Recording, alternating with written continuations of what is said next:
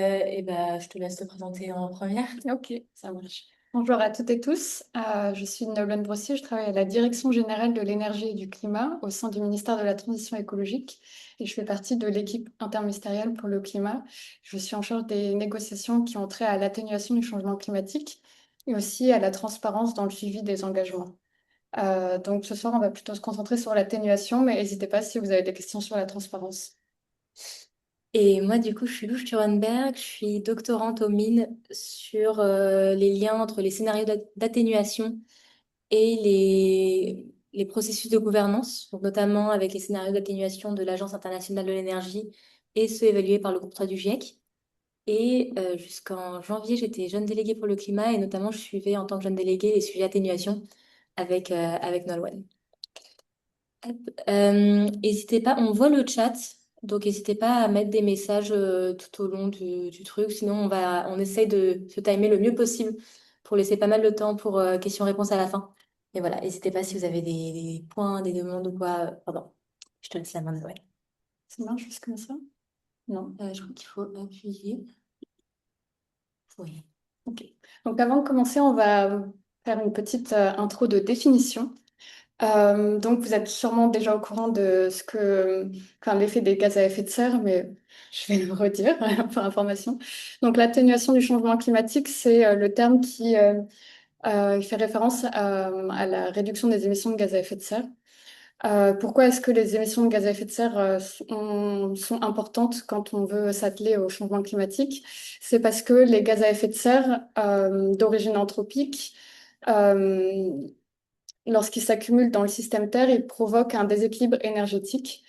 Donc, on a déjà des émissions de dioxyde de carbone qui étaient préexistantes avant l'ère pré-industrielle.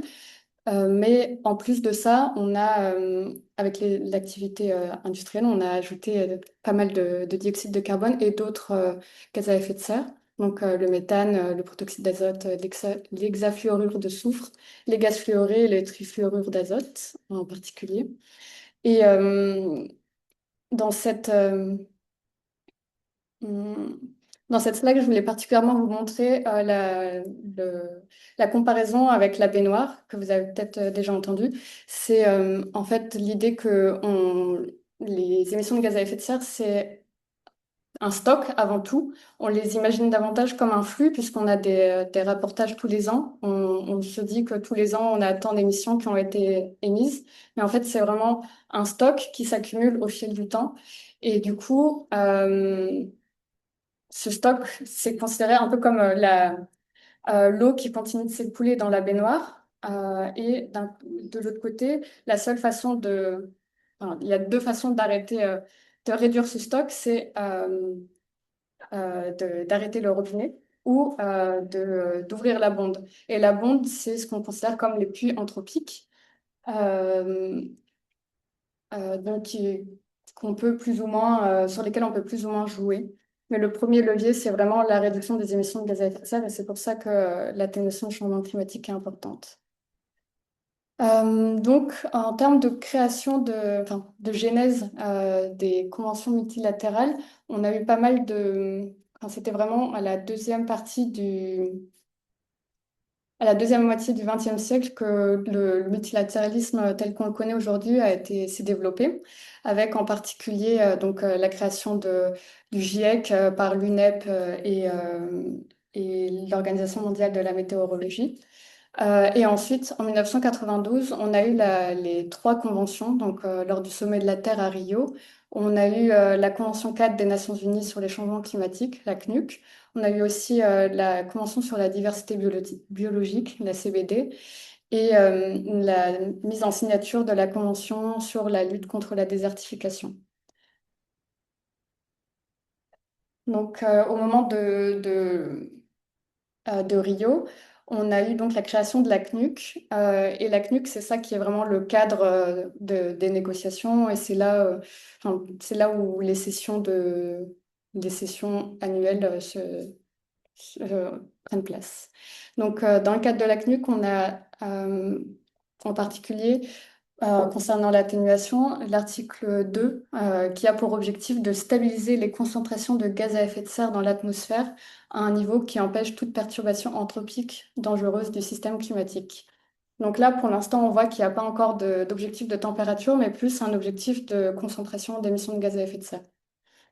Dans la CNUC, on a aussi des principes qui ont été édictés, notamment le principe des responsabilités communes mais différenciées des parties, eu égard à leurs capacités respectives. On a aussi le principe, dans l'article 3 toujours, que les parties doivent prendre des mesures de précaution pour pouvoir prévoir, prévenir et atténuer les causes des changements climatiques.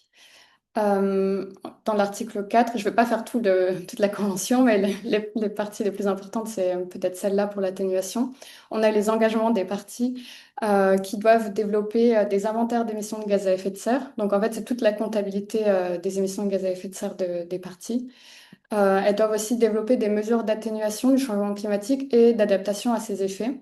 Et un principe important, c'est la différenciation en annexe avec donc les pays annexes 1 qui sont séparés en groupes avec les pays en transition, les économies en transition. Donc c'est principalement les pays d'Europe de l'Est et la Russie, enfin les anciens pays de l'Union soviétique. Et les pays annexes 2, c'est ceux qui doivent fournir un soutien en termes financiers et de transfert de technologie. Donc globalement, c'est les pays dits développés. Donc à la... Ok. D'abord de l'objectif. Hop. Attention juste à vos micros. Est-ce qu'on peut... Bon, je continue.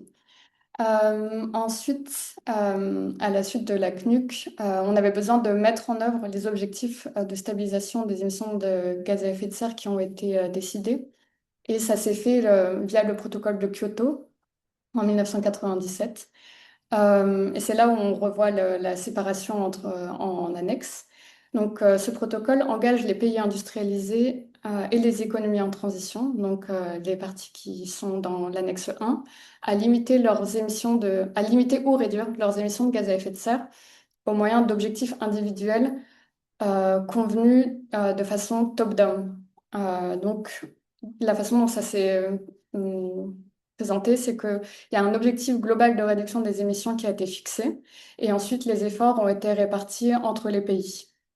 Donc, il y a eu deux périodes d'engagement, la période 2008-2012, où l'objectif global était de moins 5% pour les pays annexes 1 par rapport à 1990, et la deuxième période d'engagement, c'est celle de 2013 à 2020. Donc, cette période a fixé des objectifs pour 37 parties qui devaient adopter des politiques et mesures en termes d'atténuation et en rendre compte de façon périodique.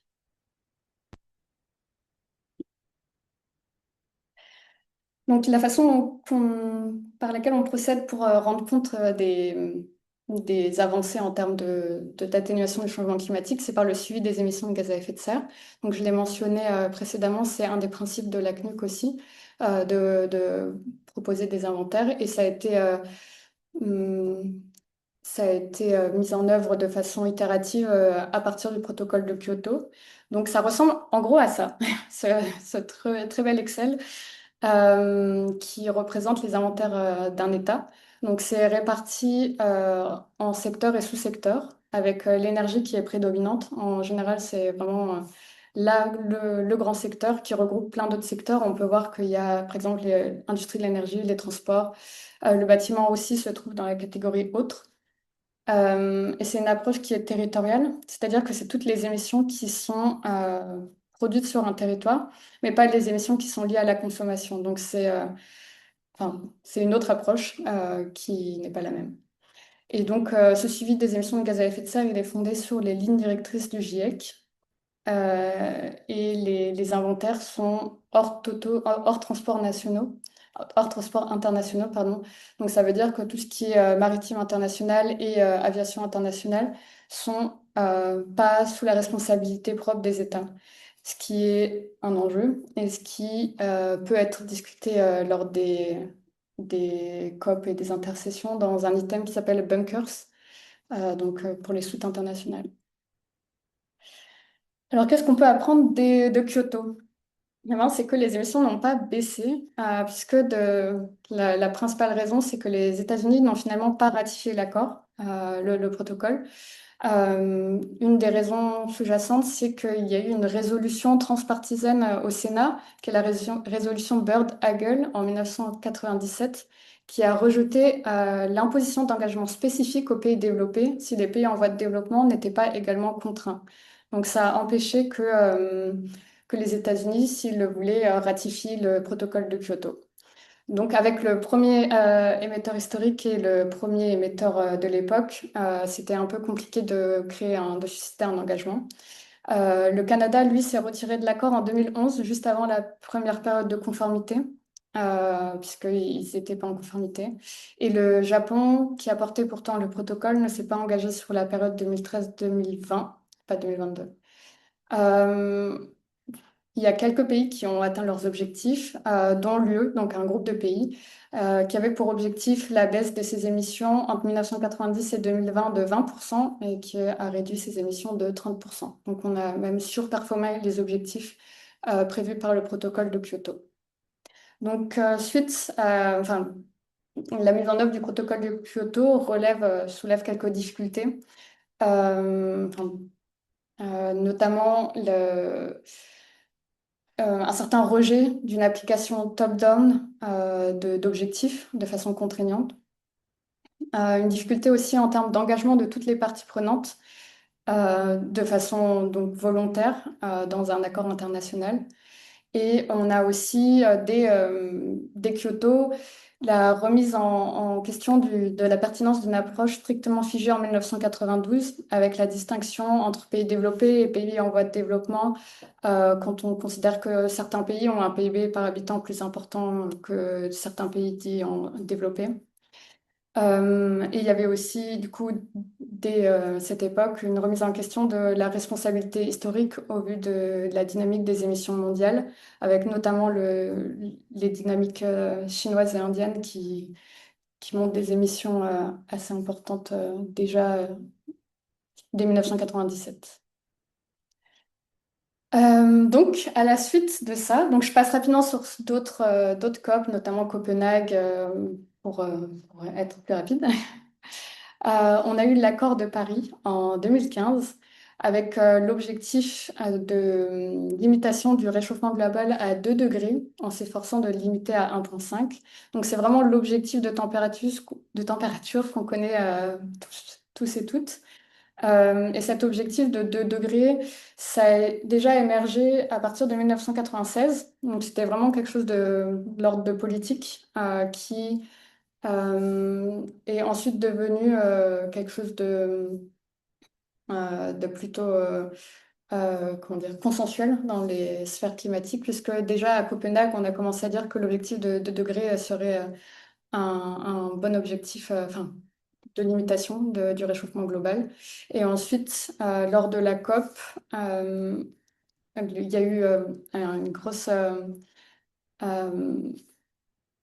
un gros soutien politique de la part des petites îles, notamment pour viser l'objectif 1,5 plutôt.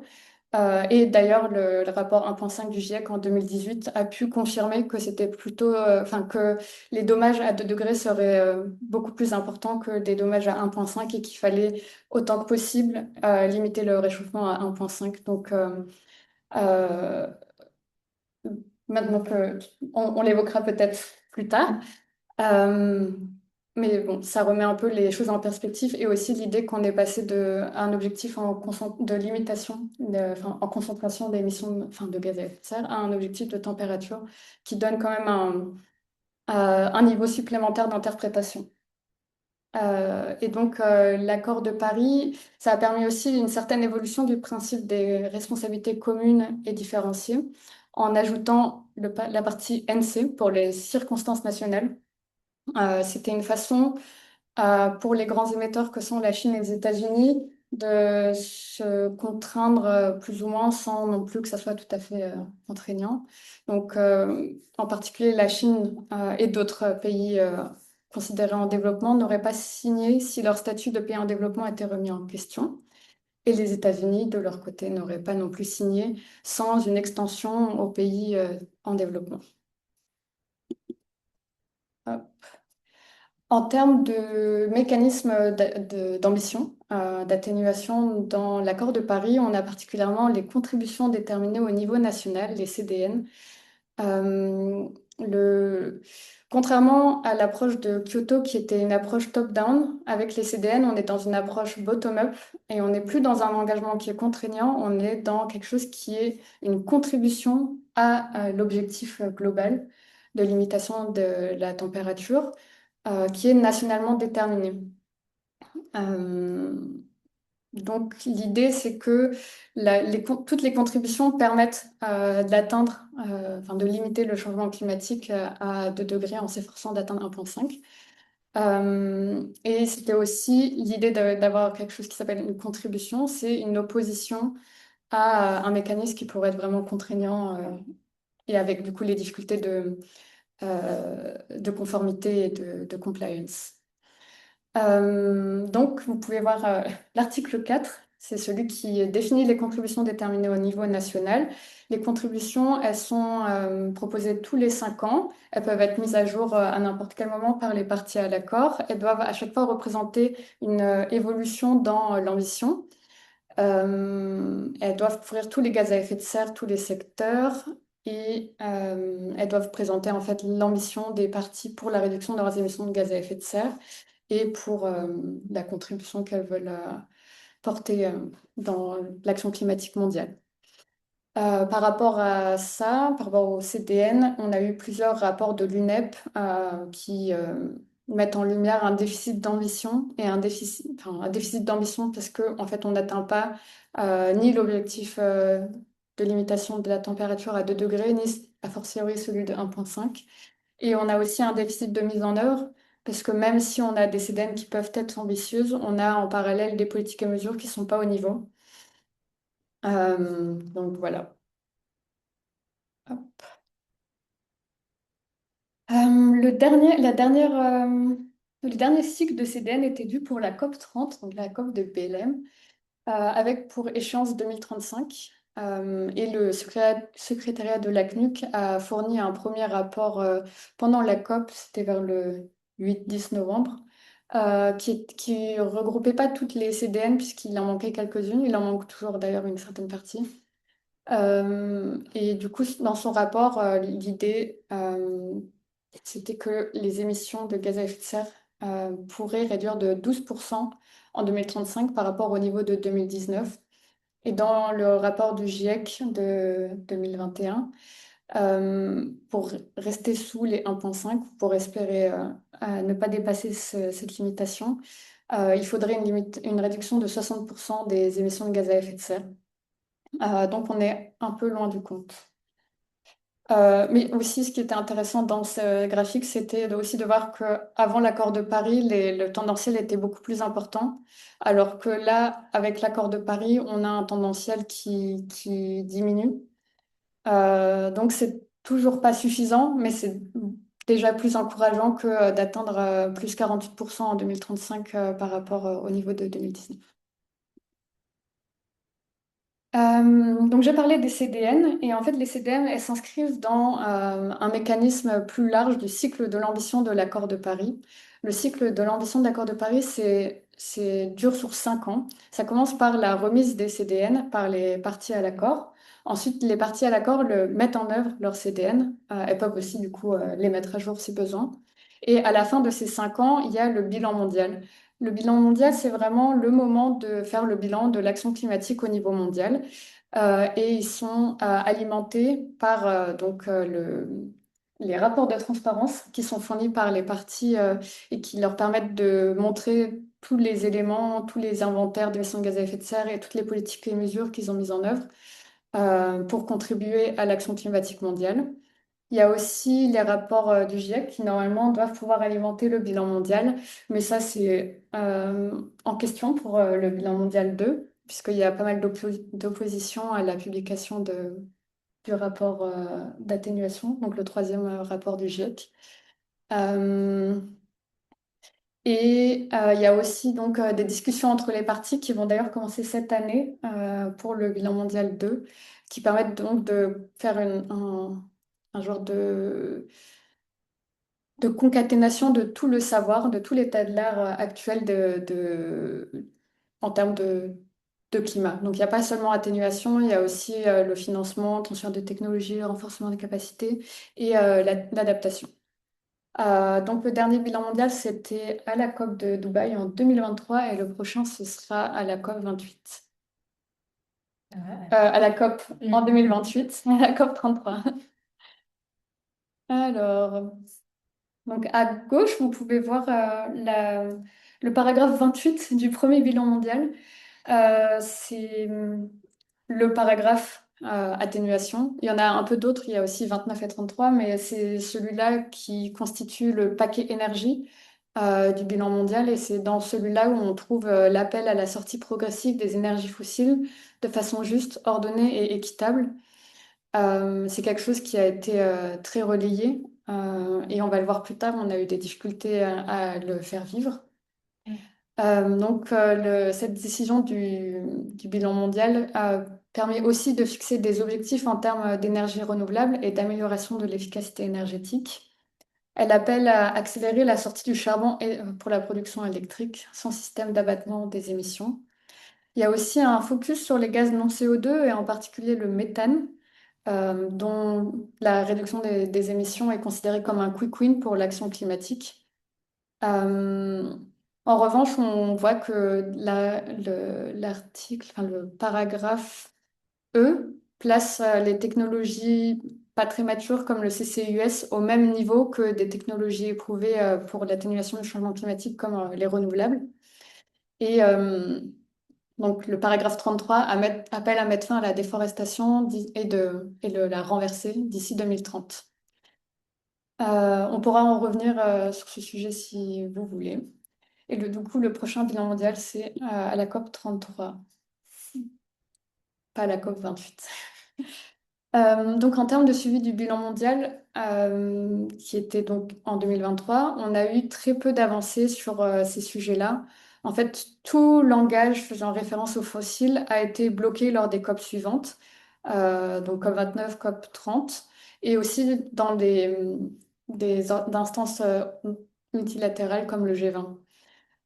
Donc, l'idée du bilan mondial, c'était quand même de pouvoir influencer à son tour les CDN et être repris, et aussi de pouvoir être mis en œuvre dans une certaine manière pour pouvoir faire avancer l'action climatique mondiale. Et là, on se retrouve à une impossibilité de mettre en œuvre le bilan mondial et à de gros blocages de certaines parties, puisque ça touche très fort à leurs intérêts économiques. Pour faire suite à ça et tenant compte du coup des difficultés, il y a eu deux initiatives qui ont émergé l'année dernière autour de la COP 30. La première initiative, c'était la première conférence sur la sortie progressive des énergies fossiles menée par la Colombie et coprésidée avec les Pays-Bas. C'est une conférence de Coalition of the Willing qui veulent vraiment faire avancer la sortie des énergies fossiles avec certains pays producteurs et certains pays consommateurs avec une idée aussi de s'attaquer à tout ce qui est d'ordre financier, les blocages structurels à la sortie des énergies fossiles. Et c'est à cette occasion d'ailleurs que la France a pu présenter la feuille de route de sortie des énergies fossiles, puisque la France est pour l'instant le premier pays à avoir proposé des trajectoires différenciées de sortie des énergies fossiles, avec en 2027 le charbon, en 2045 le pétrole et en 2050 le gaz pour les usages, pour la consommation et les usages énergétiques.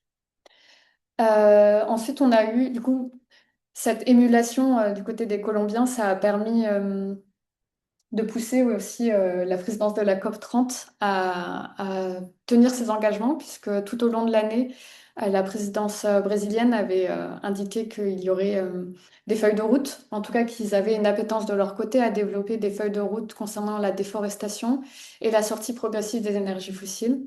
J'ai moins parlé de la déforestation, mais c'est vrai que la COP 30, c'était une COP à Belém. C'était censé être la COP de la déforestation et la COP enfin, de la fin de la déforestation, puisque le symbole de la forêt amazonienne est très fort. Et donc c'est pour ça que on ne pouvait pas partir sans feuille de route sur ce sujet non plus. Et donc là, il y a eu des appels à contribution pour les deux feuilles de route et on verra de quelle manière ça pourrait être intégré dans les processus CNUC et probablement peut-être dans l'agenda de l'action. On espère. Le dernier point en termes d'atténuation, s'agissant des négociations, c'est le programme de travail sur l'atténuation. Ah, attention à votre micro. Merci de me muter. Merci. Merci. Donc le programme de travail sur l'atténuation, c'est, on va dire, le seul programme de travail qui est uniquement dédié à l'atténuation à la CNUC. Il a été initié à la COP26 de Glasgow et puis formalisé à la COP27 de Sharm el-Sheikh. Et la première fois qu'on a pu avoir sa mise en œuvre, c'était donc à la COP28. Euh, il s'agit d'un programme visant à relever d'urgence le niveau d'ambition et de mise en œuvre des mesures d'atténuation dans cette décennie critique. Et concrètement, ça prend la forme de 2 dialogues mondiaux par an euh, et suivis de 2 événements centrés sur l'investissement. Les dialogues mondiaux, ça regroupe des experts et des négociateurs et négociatrices des États partis à l'accord, avec l'objectif de couvrir chacun des secteurs CNUC, donc ceux qu'on a vus précédemment, euh, agriculture, euh, secteur des terres et de la foresterie. Et du coup, les sujets qui ont été proposés, c'était pour la première année la transition énergétique juste et les transports, un sujet sur les villes, les bâtiments et systèmes urbains, un sujet sur l'agriculture, la foresterie et l'usage des terres et les déchets, et un sujet sur la décarbonation des industries pour cette année. Depuis la COP 28, on a eu quand même pas mal de difficultés à obtenir des conclusions substantielles à la COP. Donc, les dialogues se passaient bien. À l'issue de ces dialogues, il y a eu des rapports qui ont été formulés, mais il était vraiment impossible de pouvoir discuter du fond de ces rapports entre les parties à l'accord. Et le fait de ne pas pouvoir en discuter ou d'un conclusion substantielle a provoqué quelques difficultés enfin, ça, comment dire, ça ne permettait pas finalement d'envoyer les signaux qui étaient voulus via ce programme de travail sur l'atténuation en termes de mesures d'atténuation qui seraient efficaces pour telle ou telle région, etc. Sans bien sûr devoir venir imposer d'objectifs d'atténuation qui était quelque chose très craint par certaines parties à l'accord, alors que l'idée c'était plutôt de discuter des choses qui fonctionnent et des difficultés de- dans l'application de certaines mesures d'atténuation. Donc le mandat de ce programme de travail court jusqu'à la fin d'année et la COP 31 va devoir déterminer la suite du programme de travail sur l'atténuation. Est-ce que c'est toi? Merci. Euh, on prend toutes les questions à la fin, peut-être. C'est Mhm. bien. Ok. Et du coup, peut-être que, enfin, là, je vais enchaîner sur une partie qui est sur le rôle de la société civile, mais en fait, c'est une partie dans laquelle je vais plutôt poser plein de questions sur qui font un peu état du débat sur l'atténuation en ce moment, notamment au COP.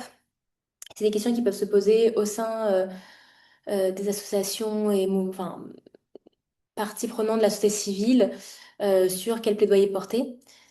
C'est des questions auxquelles j'ai pas toujours les réponses, mais voilà, c'est plus pour ouvrir et voir et échanger ensemble. Et je pense que enfin, l'idée, c'est un peu bon, de terminer en donnant des pistes d'action et de mobilisation. Donc la première question, voilà. Salut, bonne soirée, je pense qu'on peut s'arrêter là. C'est en fait peut-être que la question principale qu'on enfin, le débat principal qui revient sur l'atténuation, c'est est-ce que c'est foutu? Enfin, notamment parce que on voit un peu partout maintenant que limiter le réchauffement à 1,5 degré, c'est impossible et c'est déjà, enfin, c'est foutu. Il y a plein de rapports qui disent que c'est foutu, qu'on a déjà dépassé. Bon, par ailleurs, dans les titres que j'ai mis là, il y en a qui sont un peu trompeurs, notamment le premier là du Monde. Selon un collectif de scientifiques, enfin, c'est mort. C'était pas tout à fait en fait la conclusion de cette recherche. Mais passons. En fait, le truc, c'est juste de plus en plus de critiques qui estiment que on a déjà dépassé les 1,5, ou en tout cas, si on se concentre sur des temps un peu plus longs et des moyennes temporelles un peu plus longues, que ça va arriver dans les prochaines années. Pareil pour les objectifs de net zéro et pareil pour tous les objectifs très ambitieux, notamment dans un moment où on observe aussi un backlash très très fort sur tout ce qui va être climat et en particulier l'atténuation. Donc on peut penser bien sûr à Trump et aux États-Unis qui sont retirés de l'accord de Paris, euh, mais globalement à l'intérêt général qui se dévie, hein, enfin qui passe un peu à autre chose. Donc on peut légitimement s'interroger sur bah, est-ce que 1,5 c'est mort? Est-ce que ça veut dire que l'accord de Paris c'est mort? Est-ce que ça veut dire que l'atténuation c'est mort? Est-ce que bon, tout ça. Et dans la même veine de ces questions-là, auxquelles je réponds pas encore, c'est bon bah alors ok c'est peut-être pas mort mais c'est parce que la technologie va nous sauver. Et donc là, c'est un peu la suite de ces réflexions-là qu'on entend souvent, c'est de dire, bon, bah regardez, 1,5, on arrive à la limite, et la seule façon d'arriver à encore sauver l'accord de Paris, c'est grâce à la technologie.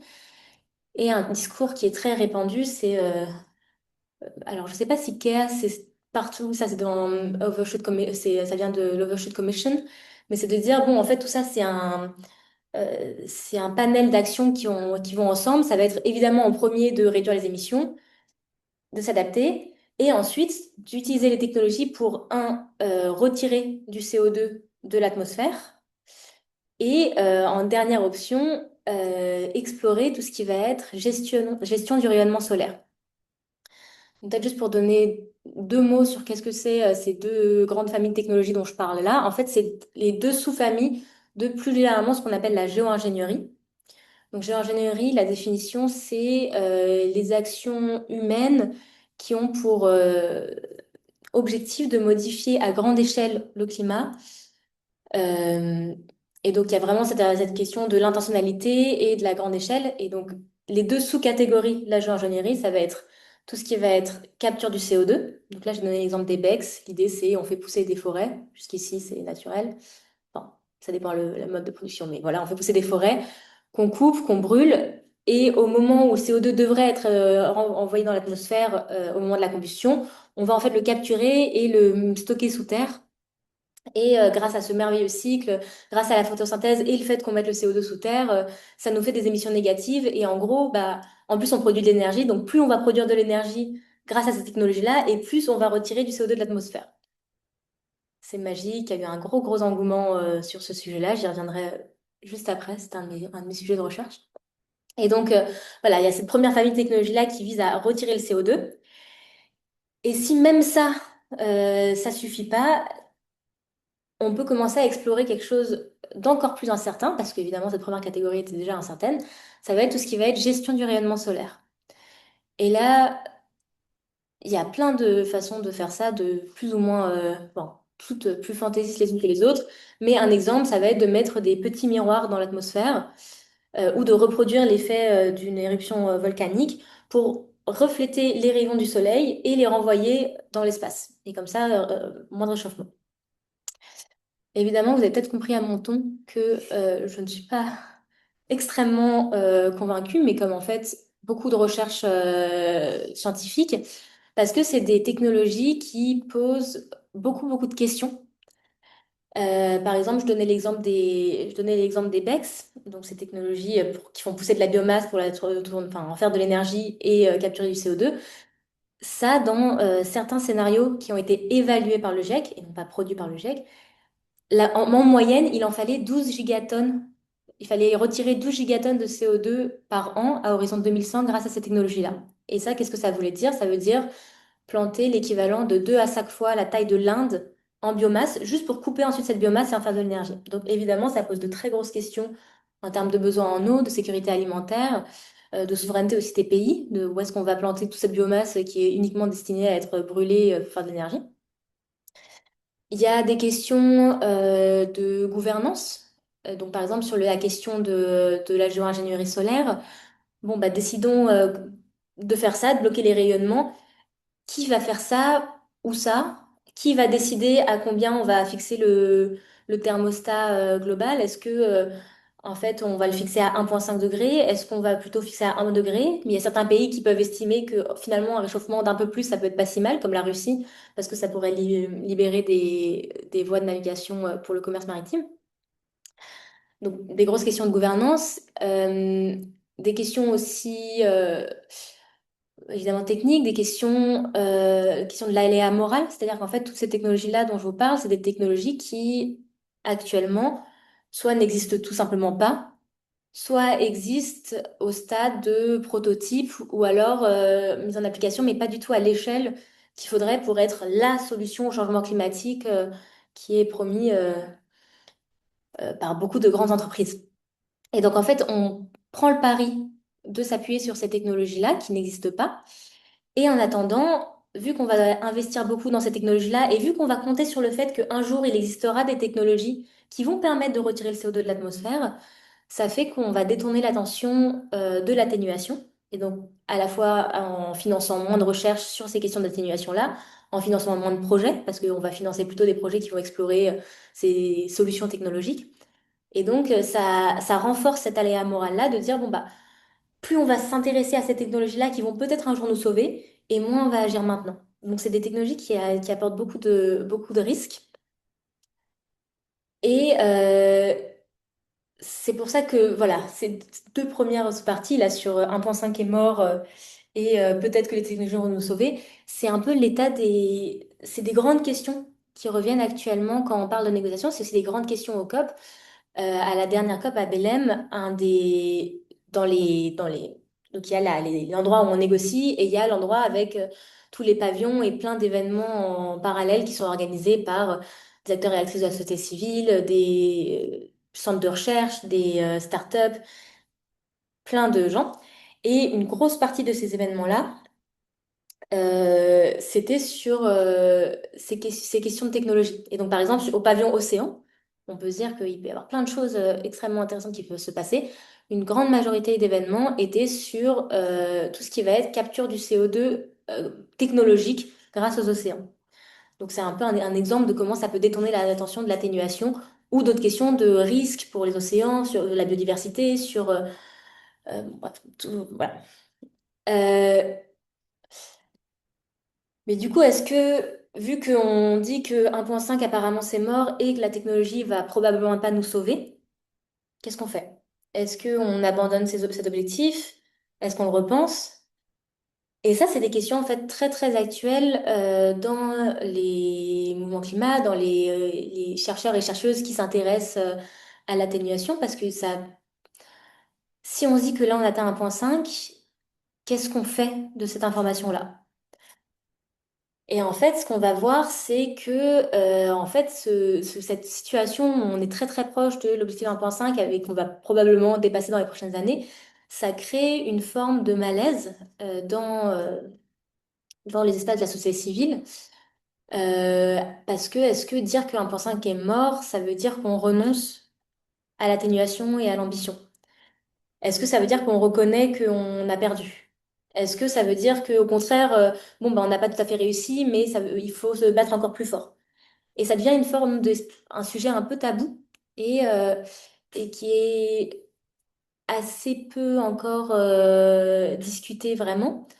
Et notamment parce qu'en fait, quand il est discuté à la COP, ça va être par des partis, des pays, qui vont essayer d'instrumentaliser cette rhétorique qui dit que 1,5 est mort pour réduire l'ambition.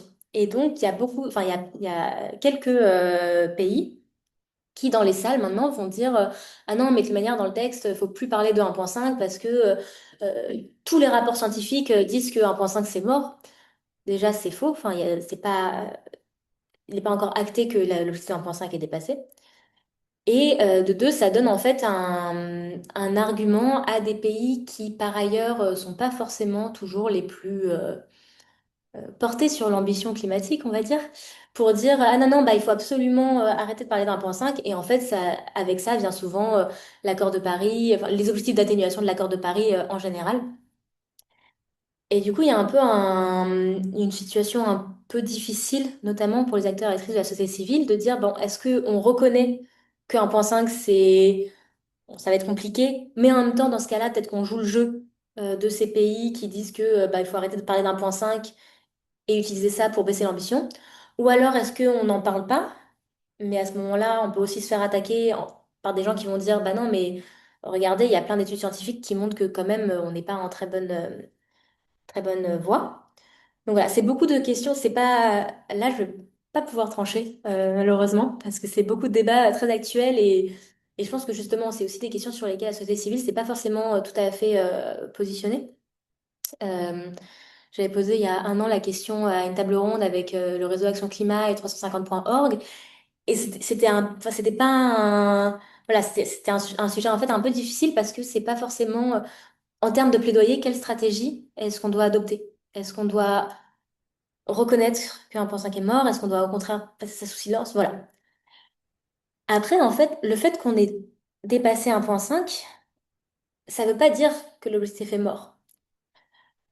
Déjà parce qu'à nouveau, on n'a pas encore dépassé 1,5, il faut faire un peu attention sur ce vocabulaire. Je m'avance de quelques années, comme ça on pourra réutiliser l'enregistrement dans 3 ans. Mais en fait, il y a maintenant de plus en plus de scénarios d'atténuation qui atteignent l'objectif de 1,5 avec ce qu'on appelle un overshoot. C'est-à-dire qu'on va dépasser temporairement l'objectif de 1,5 pour revenir en dessous grâce à des puits de carbone naturels, mais souvent grâce aussi à des technologies de capture de CO2. Donc tout à l'heure, j'étais extrêmement critique de ces technologies-là. Je ne le suis pas moins maintenant. Mais en fait, c'est à nouveau toujours une question de quantité. C'est-à-dire, est-ce que dans ces scénarios-là, on s'autorise un dépassement de 3 degrés et on se dit que oui, oui, bon, ok, on atteint les 3,5 degrés de température ou 4 degrés ou 4,5 degrés, mais dans 60 ans, grâce à ces technologies magiques, on va revenir en dessous. Ça semble assez dangereux comme pari. Et par ailleurs, il y aura des conséquences parce qu'en fait, même si on revient un jour en dessous des 1,5 degrés, si on est à 3 degrés de réchauffement, il y aura des conséquences sur les écosystèmes, et sur beaucoup de populations, et notamment les plus vulnérables. Ou est-ce qu'on parle d'un dépassement de 0,1 degré, 0,2 degrés, ce qui est tout de suite un peu, enfin, beaucoup plus envisageable en termes de capture. Donc ça, c'est un peu un argument pour dire que, et c'est aussi ce qui est utilisé maintenant dans les sphères politiques, dire que non, 1,5, c'est pas mort, parce que peut-être qu'il peut y avoir un petit dépassement et on en revient ensuite dessous. Donc on commence à rediscuter cet objectif et c'est permis notamment grâce à ce que Nolan mentionnait tout à l'heure, en fait le fait que dans les accords même, que ce soit celui de 1992 sur de la Convention cadre des Nations Unies sur le changement climatique ou sur l'accord de Paris, c'est assez vague ce qui est dit dans ces accords-là. En fait, il n'y a pas dit, il y a jamais précisé qu'il n'y a pas le droit à un dépassement. Pareil, on est passé enfin. Et du coup, il y a des façons de réinterpréter ces engagements. Donc, à nouveau, c'est dangereux parce que le réinterpréter, ça peut vouloir dire qu'on le réinterprète en disant qu'on peut atteindre les 3 degrés et ensuite revenir à 1,5. Mais ça peut permettre aussi l'espace pour des acteurs, actrices de la société civile de continuer à se battre en disant non, 1,5, c'est pas mort. Et surtout, en fait, chaque dixième de degré compte. Et c'est peut-être ça en fait, le message principal que moi j'aimerais faire passer dans cette discussion-là, c'est que si on dit 1,5 est mort, il y a un risque que, vu que dans l'accord, ce qui est écrit, c'est que 2 degrés, voire 1,5, que les gens se disent, et notamment les parties moins ambitieuses à l'accord de Paris, se disent, ah bah ok, si c'est 1,5 c'est mort, le prochain objectif c'est 2 degrés.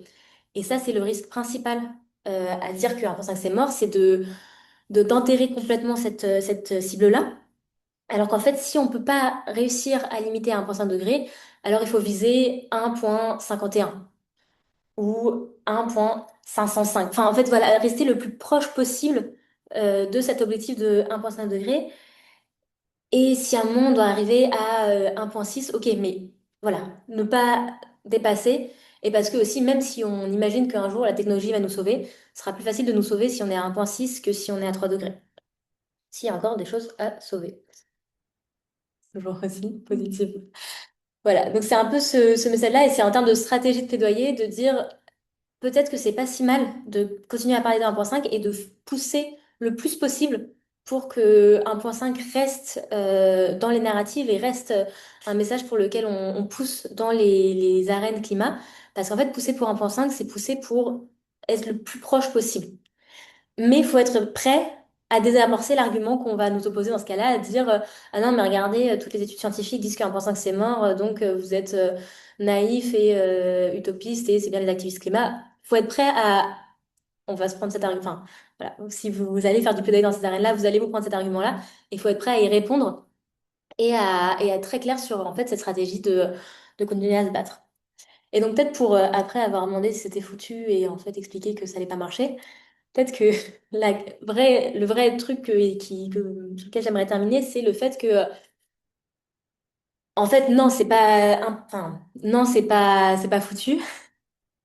Non, la technologie va pas nous sauver, mais c'est encore plus pour ça. Enfin, justement, c'est deux très bonnes raisons de continuer à résister et à se battre.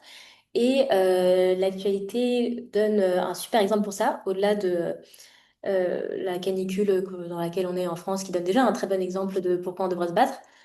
Mais parce qu'en fait, récemment, l'actualité a eu une bonne nouvelle qui concerne la Cour internationale de justice. Enfin, vous avez peut-être suivi un peu ça. C'était donc, hop. Donc il y a quelques jours, l'ONU a adopté une résolution visant à renforcer la responsabilité des États et qui en fait découle d'un texte d'une conclusion de la Cour internationale de justice de l'année dernière qui avait été saisie par le Vanuatu grâce notamment en fait à l'impulsion de la société civile et notamment la société civile jeune. Et juste avant, je mettais le logo de World Youth for Climate Justice, qui est une asso incroyable et qui a beaucoup œuvré pour parvenir à ce résultat. Et donc et en fait, c'est voilà, c'est ce pays qui a saisi la Cour internationale de justice pour demander quelles étaient en fait les obligations des États signataires à l'accord de Paris. Et dire, voilà, ces États-là, ils ont signé cet accord. Maintenant, tout le monde, ou plutôt personne n'agit comme il faudrait pour le respecter. En quoi ça engage en fait de signer l'accord de Paris? Et donc, c'était unanimement reconnu comme un avis historique parce que la Cour internationale de justice a estimé, a conclu que les États qui violent leurs obligations climatiques commettent un acte illicite et pourraient, et c'est surtout ça qui est important aussi, se devoir faire face à des réparations et faire face à leurs responsabilités pour cet acte illicite commis. Donc ça peut paraître un charabia juridique. Je ne suis clairement pas la meilleure personne pour en parler parce que je n'ai aucune notion de droit. Mais c'est un énorme pas en avant, notamment parce qu'en fait, ça met un jalon de jurisprudence. En fait, c'est un outil sur lequel ensuite les activistes et les pays, dont les activistes et les pays peuvent se saisir pour attaquer ensuite en justice des États. Parce que dire, bah voilà, en fait, la Cour internationale de justice a reconnu que c'était illicite, a reconnu que les États pouvaient faire face, les pays pollueurs pouvaient avoir une obligation de réparation. Et ben maintenant, qu'est-ce que vous allez faire? Et donc, évidemment, il y a plein de pays qui essayent de minimiser cet avis de la Cour internationale de justice, mais c'est un énorme pas en avant et je pense que c'est rien que ça, une preuve de pourquoi est-ce qu'on doit continuer à se battre. Parce que, voilà, même si on atteint un moment les 1.5, même si on atteint les 1.6, 1.7, ouvrir la voie aux réparations grâce à notamment l'action de la société civile, c'est énorme et c'est un immense pas en avance que j'ai répété déjà 12 fois, mais que je ne saurais surestimer. Et donc peut-être pour un peu donner maintenant une espèce de toolkit très concret de en fait qu'est-ce qu'on peut faire et notamment voilà j'ai parlé de toute cette déprime générale, du backlash, du fait que plus personne n'y croit. Bah, peut-être que la première étape c'est de commencer par s'organiser collectivement. C'est vrai que j'ai mis quelques noms d'assauts trop chouettes et de collectifs et bah, l'Alcool c'est pas vraiment une asso mais bon, non c'est pas une asso. Mais bref, d'endroits où en fait on peut se mobiliser, je suis sûre que la plupart d'entre vous sont déjà mobilisés. Il y en a plein, plein d'autres, hein. Là, j'ai mis peut-être celle que moi je connaissais le mieux et qui œuvre aussi à l'échelle internationale. Mais bien sûr, ça peut se décliner à l'échelle européenne, à l'échelle nationale et autres. à l'échelle locale. Mais du coup, bon, Climate, vous connaissez, je pense, Jack aussi, j'imagine. Warriors for Climate Justice, je viens d'en parler, c'est donc cet asso qui a porté enfin, et fait un plaidoyer énorme sur cet avis de la Cour internationale de justice. Et ils ont des branches partout dans le monde. Youngo, c'est la constituante jeune à la CNUC. Donc, c'est eux qui vont essayer de faire porter la voix des enfants et des jeunes à la CNUC. Et il y a des représentants et représentantes également en France et partout dans le monde de Youngo. Et la LCOI, que vous connaissez peut-être, j'espère. C'est porté justement par Youngo, c'est dans plein de pays du monde. LCOI pour Local Conference of Youth, c'est une COP jeune et locale et qui existe maintenant depuis 4 ans. Ça va être la cinquième édition, je crois, cette année en France, qui est coportée par plusieurs assos, donc AMS, Jack, mais aussi plein d'autres assos trop cool, et qui a pour objectif justement de euh, cons- construire collectivement un plaidoyer des jeunesses françaises, apporter dans les intersections climat, apporter au COP, apporter auprès de la délégation, en fait à tout moment. Aussi parce que on a souvent l'impression, et vous l'avez peut-être ressenti à plein de moments de cette présentation ou de celle de enfin, la dernière, que en fait il y a beaucoup de jargon dans ces espaces. Ça paraît loin, ça paraît compliqué, ça paraît inaccessible. On a l'impression que notamment la voix des jeunes ne peut pas y porter. Et là, à l'école, je pense que c'est aussi un bon moyen de rappeler que si, complètement, et que cette voix-là, elle peut être portée. Il y en a peut-être certaines parmi vous qui iront aux intercessions à Bonn là en juin, il y en a peut-être qui iront à la COP. Et ça sera l'occasion de porter la voix des jeunesses de partout dans le monde, en fait. Et à l'école, il y a notamment, enfin, je sais pas pour cette année, mais il y avait notamment un parcours atténuation, mais il y a des parcours qui, voilà, ça correspond à des items. Et ça, donc, si vous cherchez à vous engager, de nouveau, je suis pas dans l'organisation cette année, mais je sais qu'il y a toujours besoin de mains. Donc, n'hésitez pas à vous engager sur la LCOI. Petite page de pub. Bref, voilà. Donc, s'organiser collectivement, c'est le premier pas. Et ensuite, après, des trucs, des espèces de conseils un peu to-do list pratique de comment s'engager aussi sur ces questions. Euh, là, d'abord, en général, ça va être aussi de prendre une certaine responsabilité, notamment si vous allez aux intercessions ou à la COP. Il y a un enjeu de se demander pourquoi est-ce que vous y allez, de questionner sa place, notamment quand on vient de pays du Nord, se former beaucoup pour ne pas y arriver en touriste. C'est ce que vous faites, enfin, et c'est d'ailleurs ça qui est trop chouette avec ce cycle de formation-là. S'organiser en réseau parce que forcément, comme je viens de le dire juste avant, on y arrive mieux quand on est ensemble. Et savoir donc pourquoi on y va, est-ce que c'est pour porter un plaidoyer, est-ce que c'est pour sensibiliser a posteriori, comment est-ce qu'on fait pour porter au mieux la voix des jeunesses. Et ensuite, plus particulièrement sur les sujets d'atténuation. Euh, Ça dépendra bien sûr du collectif dans lequel vous vous engagez, mais peut-être un peu des idées, un peu des messages principaux à porter.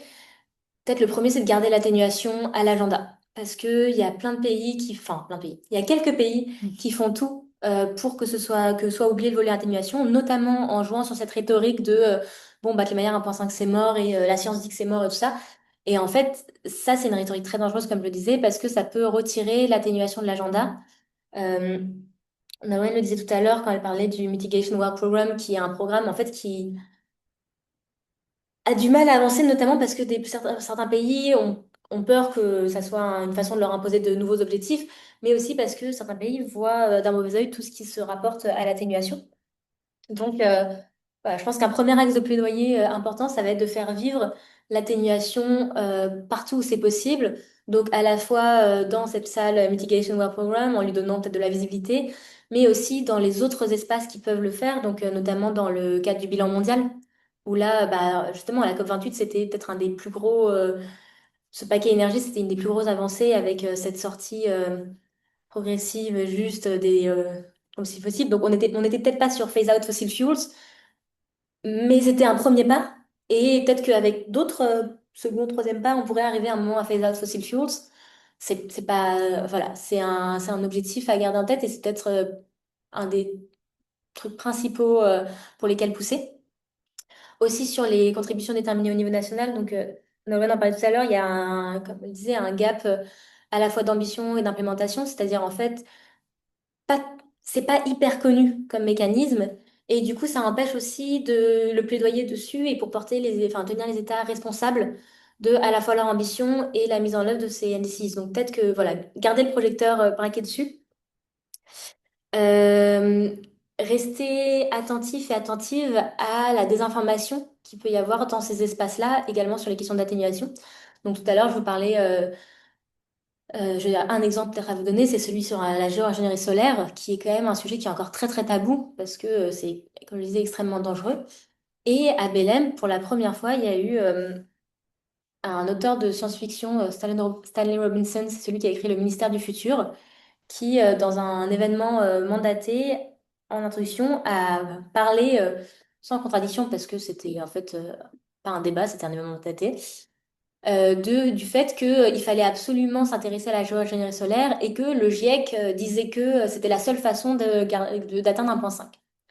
Le GIEC n'a jamais dit ça. Le GIEC, dans les scénarios qu'il évalue, ne parle pas de la géo-ingénierie solaire. Dans le prochain cycle d'évaluation qui sortira un jour, euh, ça va rentrer, mais non pas comme une solution indispensable, mais plus pour évaluer cette technologie-là. Mais donc, voilà, c'était un cas flagrant de désinformation faite dans un événement mandaté et extrêmement dangereuse vu qu'il appelait ensuite à dire qu'il fallait absolument que les COP s'en saisissent. Donc, je pense qu'il y a un peu un enjeu à être extrêmement attentif et attentive à ces questions-là sur la place des technologies, le fait que qu'est-ce qui est atteignable, qu'est-ce qui n'est pas atteignable, le fait de pousser aussi pour peut-être des changements. Là, je vais pas beaucoup parler de techno, mais en fait, d'autres sujets qui ont du mal à se faire une place, c'est les questions peut-être de sobriété ou de décroissance. Ça, on est encore un peu loin au COP. Mais voilà, être vigilant sur ce qui est dit. Et ça passe aussi par se battre pour la science, qui est un des autres grands attaqués des COP, avec notamment à la COP 30, mais aussi avant, des attaques très violentes envers le GIEC, dans toutes les salles où celui-ci est mentionné.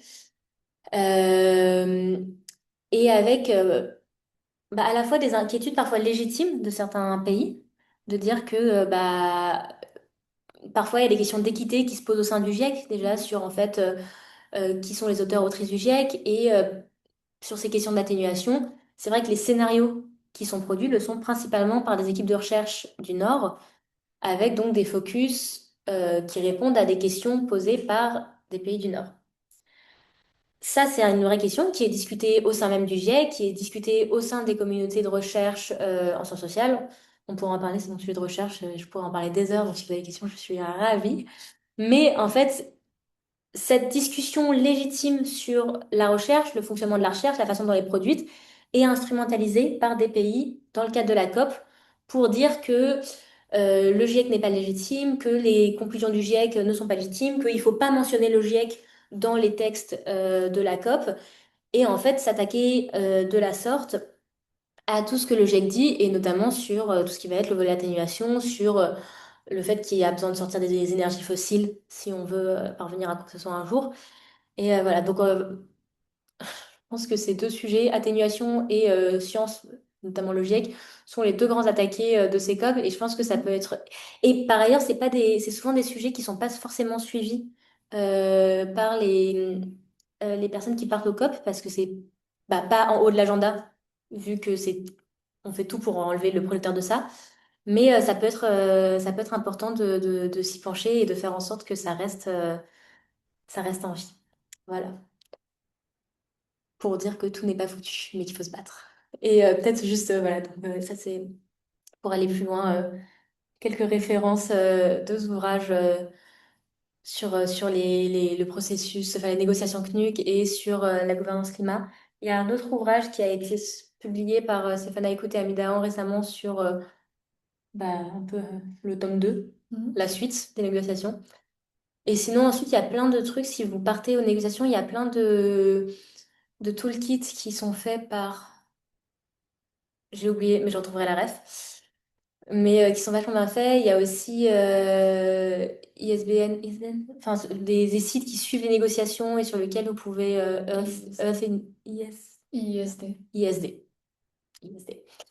Enfin bref, il y a plein d'autres références qui sont hyper précieuses, mais ça, je suis sûre que les JD ou Climate ou les Jack pourront vous les circuler ou nous, on pourra vous envoyer en même temps que les slides si ça vous intéresse. Et on a plutôt tenu notre timing parce qu'on voulait avoir une demi-heure d'échange. On a commencé avec 5 minutes de retard, donc Parfait. on est parfait. Voilà, donc si vous avez des questions, des remarques, des débats, interrogations, eh ben on serait heureuse. On serait heureuse de les prendre, d'en discuter.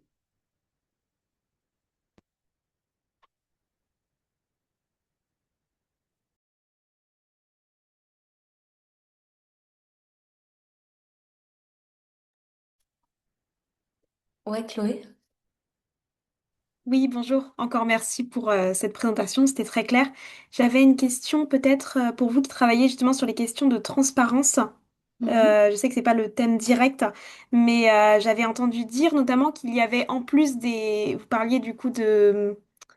Comment dire? Du commerce qui parfois n'est pas hyper bien régulé sur ces aspects.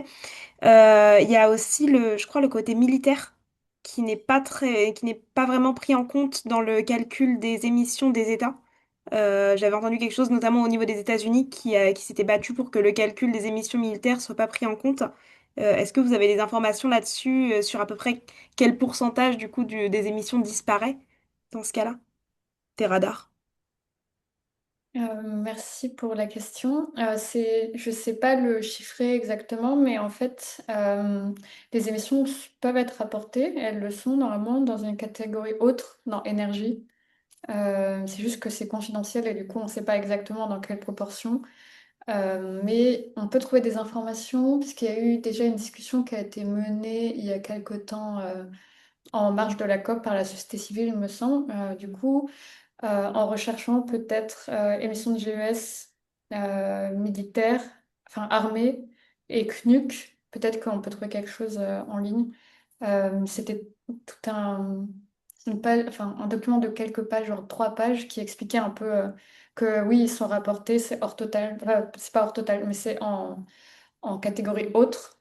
Donc c'est un peu mixé avec d'autres trucs, on ne sait pas exactement quelle est la proportion, mais normalement c'est dedans. Très bien, Après, merci beaucoup. avec plaisir.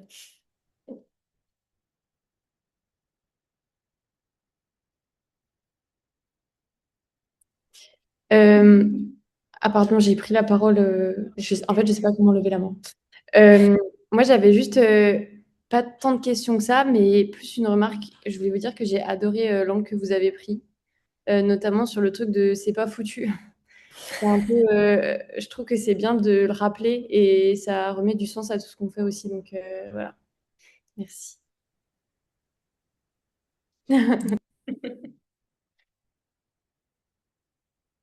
Clémence? Oui, bah déjà, merci beaucoup pour l'intervention et je suis d'accord avec ce qui vient d'être dit, c'est hyper intéressant cet angle-là. Mais moi j'aurais une question. Alors je suis plus, enfin moi de base je suis plus sur la technique, donc j'avoue que tout ce qui est très, tout ce qui est- les politiques, les choses comme ça, je m'y connais un peu moins. Mais qu'est-ce qui a fait qu'il y a eu un objectif qui a été fixé au global et pas de manière régionale, alors que c'est beaucoup plus pertinent d'avoir un objectif régional étant donné qu'il y a des disparités partout. Enfin voilà, je ne sais pas trop pourquoi il y a eu ce choix-là qui a été fait. Mais c'est une bonne question. Ça rejoint un peu ce que j'expliquais par rapport au passage entre Kyoto et l'accord de Paris. Donc, je ne sais pas s'il y a eu des débats sur un objectif régional en tant que tel, mais plutôt, il y avait toujours la répartition entre pays développés et pays en voie de développement, avec donc en premier lieu des objectifs contraignants qui ont été donnés aux pays développés, donc aux 37 États développés. Donc, c'était soit de limiter les émissions ou de les réduire. Et en fait, cette démarche s'est avérée insuffisante du coup, puisqu'il y a certaines parties à l'accord qui ont, au protocole du coup, qui ne voulaient pas s'engager sans que la totalité des États parties s'engagent. Donc, je ne sais pas si à l'époque il y a eu des discussions autour, peut-être avant l'accord de Paris, au niveau de peut-être la décision de Copenhague, s'il y a eu des discussions autour de mettre des objectifs plus au niveau des régions géographiques. Euh, mais l'idée, c'était quand même de pouvoir engager tout le monde. Et là, on s'est retrouvé finalement avec un objectif global imposé, enfin, pas imposé, mais un objectif global vers lequel on veut tendre, de limitation du réchauffement global, et des contributions volontaires pour atteindre collectivement cet objectif. Du coup, c'est vrai que potentiellement, si on était parti sur des objectifs plus régionalisés, on aurait un meilleur suivi des émissions et des objectifs, mais c'est pas la direction qui a été prise. Ok, merci. Merci. Peut-être, pardon, je peux juste rebondir sur ça vite fait.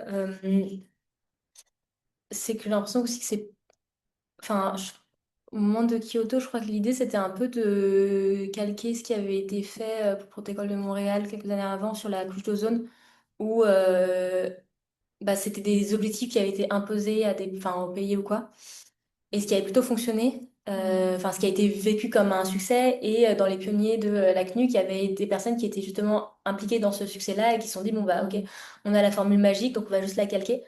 Sauf que la différence aussi, c'est que dans le cas de Montréal, pour le coup, la technologie pouvait nous sauver.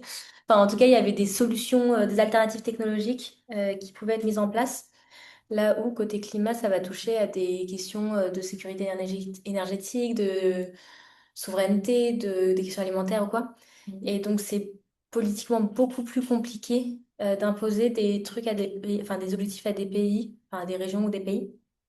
Et je pense que c'est aussi, ouais, diplomatiquement, c'est beaucoup plus simple de dire, bon, bah, c'est un truc général, mais chacun ensuite l'interprète un peu comme il veut. Voilà, donc je pense qu'il y a un truc un peu diplomatique qui s'est joué là-dedans. Il y a le respect de la souveraineté nationale, Mm, une contribution qui est plutôt bottom-up, mm, sortir de l'approche plutôt top-down. mm, mm, mm, mm, mm. Euh, Ah, il y a une question dans le chat que je lis pour l'enregistrement. On entend beaucoup parler de la révision des scénarios avec notamment la suppression du RCP 8.5. Beaucoup disent que le GIEC a été alarmiste. Comment y répondre? Je me lance. Ouais. Effectivement, il y a eu pas mal de trucs, notamment sur le RCP 8.5, notamment Trump en a profité pour insulter le GIEC, avec un grand plaisir. Euh, je pense qu'il y a plusieurs choses à répondre à ça. La première, c'est que peut-être le premier truc à rappeler aux gens qui disent ça, c'est que c'est pas le GIEC qui produit ces scénarios. Et donc en fait, enfin, le GIEC ne fait qu'évaluer les scénarios disponibles dans la littérature. Ce que les gens savent un peu plus pour les rapports du GIEC en général, mais sur les scénarios, on entend toujours parler des scénarios du GIEC. Mm. Donc ça, c'est peut-être un premier point, un premier point d'attention. Et du coup, effectivement, dans les scénarios de référence utilisés pour ce prochain rapport, il n'y a plus celui de RCP 8.5. Alors déjà, une première réponse à ça, c'est que je trouve que c'est enfin, plutôt une bonne nouvelle dans le sens où justement l'objectif, c'est que les choses changent. Donc, et il m'a même montré qu'avant l'accord de Paris, bah, les tendanciels montraient des augmentations bien plus hautes. Et que si maintenant, bah, on peut se dire que en fait, ce scénario-là, on va pas être dessus, c'est peut-être pas une si mauvaise chose. Donc peut-être que déjà, ça, c'est une première. Enfin, au contraire, enfin, ça fonctionne et c'est plutôt cool si on peut se construire. Sachant que le nouveau scénario le plus pessimiste est quand même pas super non plus. Enfin, on passe pas à dire que en fait, tout est réglé. Et que juste un des objectifs, enfin, l'objectif principal du GIEC, c'est d'être policy relevant but not policy prescriptive, c'est-à-dire être utile à la prise de décision politique, mais pas prescriptif. Et donc utile, ça veut dire apporter des informations qui vont pouvoir nourrir la prise de décision politique. Et si maintenant on estime que effectivement on ne sera pas sur une trajectoire 8.5, notamment grâce aux actions prises, aux efforts commencer, même si c'est pas suffisant, bah, c'est peut-être plus pertinent de détailler les autres trajectoires possibles. Donc je pense que ça peut être une réponse et dire que le GIEC a été alarmiste. Je- voilà, je pense que ça peut participer à répondre à ce point-là, sachant qu'en fait, il y a encore beaucoup de... euh, on reste sur des trajectoires qui sont un peu catastrophiques. Là, on peut se questionner. Là, on a vu d'autres scénarios apparaître un peu dans le même type de stratégie. Mais là, je m'en parte parce que c'est ma recherche, mais un peu sur la même stratégie de Trump. C'est sur les scénarios de l'Agence internationale de l'énergie, où cette année, l'agence, enfin l'AIE, donc sort un rapport annuel dans lequel ils exposent trois ou quatre scénarios. Euh, et cette année, en novembre, là, ouais, ils sont réintroduit un scénario encore pire qu'un business as usual, qui était un scénario qu'ils avaient supprimé en 2019, je crois, parce que bon, en fait, c'était vraiment pas le mood. Et là, ils l'ont réintroduit officiellement parce que c'est bon, on a passé la période post-Covid et on peut revoir comment est-ce que se comporteraient les économies en stade normal. Mais en fait, très concrètement, c'est parce que les États-Unis ont fait pression sur l'AIE pour réintroduire ce scénario. Parce que les États-Unis voulaient s'en emparer pour dire, regardez, l'AIE qui est très respectée dit que en fait, un des scénarios possibles, c'est un truc qui est pire que le business as usual. Donc, le fait que les États-Unis, entre autres, s'emparent de la suppression du RCP 8.5 pour dire que le GIEC est alarmiste, ça fait partie d'une stratégie plus globale d'utiliser les scénarios d'atténuation, enfin, pas d'atténuation dans ce cas-là, mais les scénarios de modélisation prospective pour faire passer des messages politiques pour à la fin dire que l'atténuation, ça sert à rien. Voilà.